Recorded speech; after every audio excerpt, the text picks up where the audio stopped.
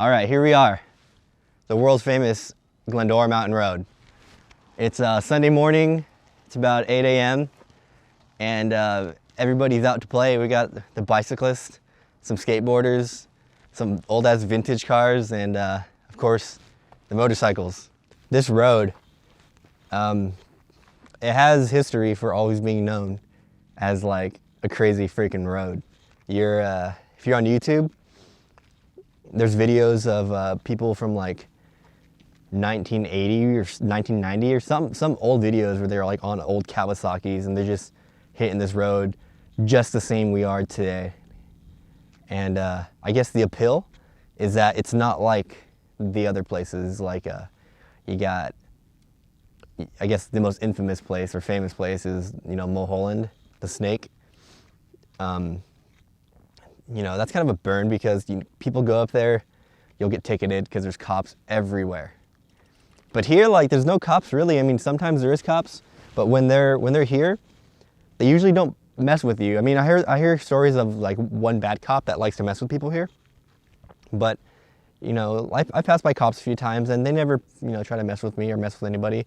I guess because they know that like there's like a certain road etiquette here when it comes to cars, when it comes to motorcyclists, when it comes to bicyclists. I'm not sure how they feel about skateboarders.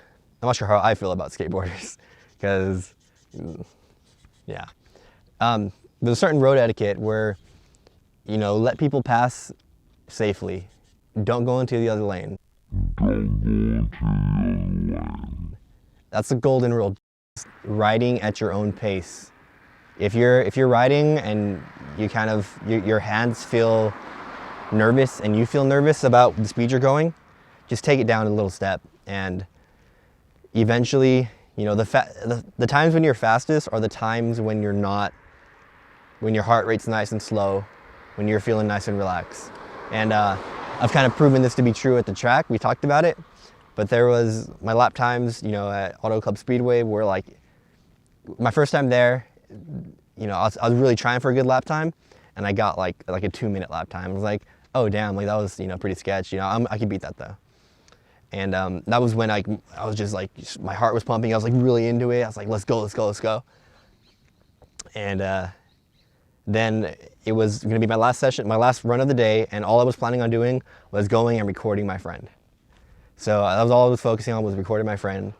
And I was just relaxed. I was just, my focus was just on him, trying to just stay behind him, and not even trying, I was just behind him the whole time. And all of a sudden, you know, I cut like 6-7 seconds off my lap time, and I was completely calm. And I wasn't expecting that. I was expecting like something like really bad. But, you know, I think that's kind of the key to this, because I know a guy here who's been up here for 4 years straight, morning, who hasn't had an accident. And, you know, but he's not one of those guys that kind of pushes it above his limit. He kind of keeps it in his comfort zone, as he likes to say it.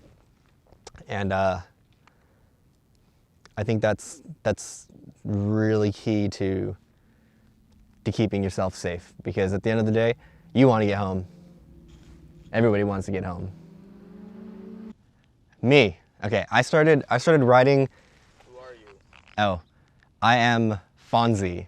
And you go by? Fonzy.